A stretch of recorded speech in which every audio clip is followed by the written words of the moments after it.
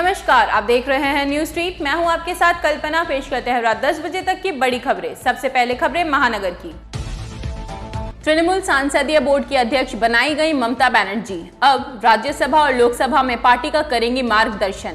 7 बार की सांसद खुद रही हैं ममता, जिसका फायदा पार्टी को मिलेगा। कुल मिलाकर राष्ट्रीय राजनीति में ममता की सक्रियता बढ़ी।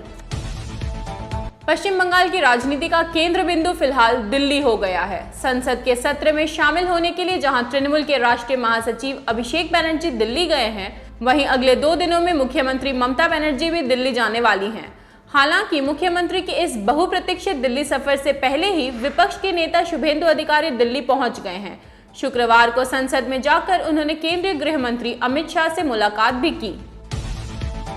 तृणमूल कांग्रेस सदस्य शांतनु सेन को सदन में उनके अशोभनीय आचरण के लिए शुक्रवार को राज्यसभा के मौजूदा सत्र की विशेष अवधि के लिए निलंबित कर दिया गया। उच्च सदन के सभापति नायडू ने शांतनु सेन के निलंबन की घोषणा की। सदन की बैठक शुरू होने पर सभापति नायडू ने गत गुरुवार की घटना का जिक्र किया और इसे अशोभनीय बताया। सभापति ने कहा कि कल जो कुछ हुआ, निश्चित रूप से उससे सदन की गरिमा प्रभावित हुई। कोरोना वायरस महामारी के बीच वैक्सीनेशन में बंगाल काफी आगे है। देश के 6 सबसे बड़े शहरों में कोलकाता में टीकाकरण की दर सबसे अधिक है।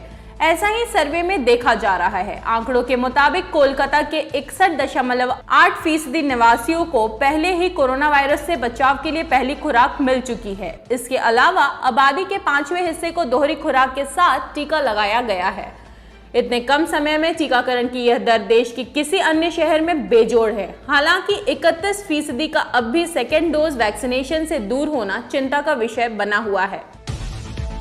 बढ़ती बेरोजगारी की दुखद तस्वीर एनआरएस मेडिकल कॉलेज और अस्पताल में नजर आई है। दरअसल अस्पताल में डोम की नौकरी के लिए विज्ञापन दिया गया था। सूत्रों के अनुसार क्षेत्र में काम करने के लिए बड़ी संख्या में उच्च शिक्षित बेरोजगारों ने आवेदन किया है। कुछ आवेदक स्नातक हैं, कुछ स्नातकोत्तर हैं।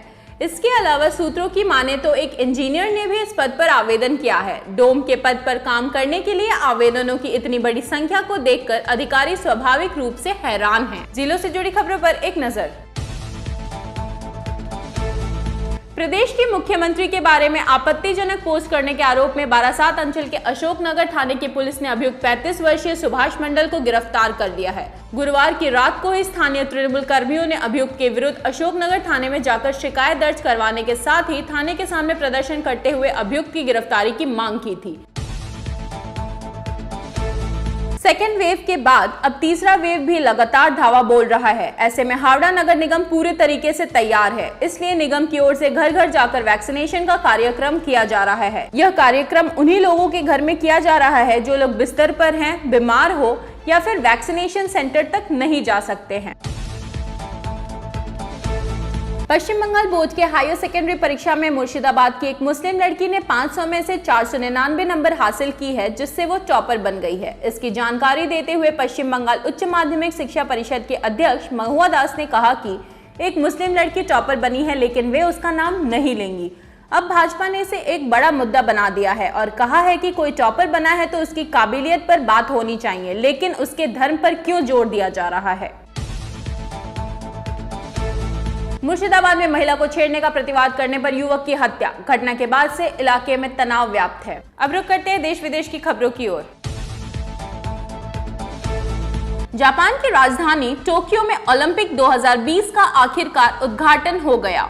भव्य ओपनिंग सेरेमनी ने सभी का मन मोह लिया। इस दौरान भारतीय दल ने भी हिस्सा लिया। भारतीय दल को हॉकी टीम के कप्तान मनप्रीत सिंह और महान महिला बॉक्सर मैरी कॉम लीड कर रही थी। ये दोनों तिरंगा हाथ में लिए सबसे आगे चल रहे थे, जबकि अन्य सदस्य हाथ में तिरंगा लिए पीछे थे। इस मौके के गवाह भारत के केंद्रीय खेल मंत्री अनुराग ठाकुर भी बने। भारी बारिश की वजह से महाराष्ट्र के कोल्हापुर, रायगढ़, रत्नागिरी, पालघर, ठाणे और नागपुर के कुछ हिस्सों में बाढ़ जैसी स्थिति। भारी बारिश के बाद शुक्रवार को हुए हादसों में अब तक 57 लोगों की मौत हो चुकी है। अश्लील फिल्मों के निर्माण के आरोप में गिरफ्तार हुए उद्योगपति राज कुंद्रा की मुश्किलें और बढ़ गई हैं। मुंबई की अदालत ने उनकी पुलिस हिरासत 27 जुलाई तक के लिए बढ़ा दी है। राज कुंद्रा की पुलिस हिरासत बढ़ने के बाद क्राइम ब्रांच की टीम शिल्पा शेट्टी के घर छापेमारी करने पहुंची है। इस बीच राज कुंद्रा अपनी गिरफ्तारी के खिलाफ बॉम्बे हाई कोर्ट पहुंच गए हैं। कल का मौसम। महानगर का अधिकतम तापमान 32 डिग्री सेल्सियस व न्यूनतम तापमान 27 डिग्री सेल्सियस दर्ज किया गया है। दोपहर तक खिली धूप रहने की संभावना है, लेकिन दिन ढलते साथ मौसम सुहाना होने के आसार दिख रहे हैं। मौसम विभाग ने हल्की बारिश की संभावना जताई है। सभी खबरों की विस्तृत जानकारी के लिए देखते रहिए न्यूज़ स्ट्रीट। फिलहाल के लिए इतना ही। नमस्कार।